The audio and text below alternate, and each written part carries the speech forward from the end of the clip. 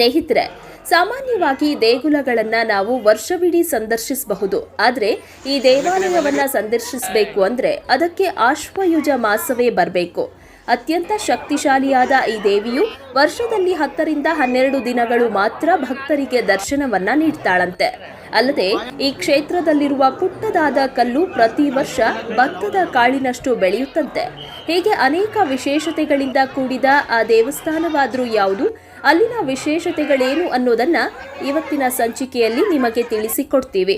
ಆದರೆ ಅದಕ್ಕೂ ಮುನ್ನ ನೀವಿನ್ನೂ ನಮ್ಮ ಚಾನೆಲ್ನ ಸಬ್ಸ್ಕ್ರೈಬ್ ಮಾಡಿಲ್ಲ ಎಂದಾದ್ರೆ ಕೂಡಲೇ ನಮ್ಮ ಚಾನೆಲ್ನ ಸಬ್ಸ್ಕ್ರೈಬ್ ಮಾಡಿ, ಬೆಲ್ ಬಟನ್ನ ಕ್ಲಿಕ್ ಮಾಡಿ.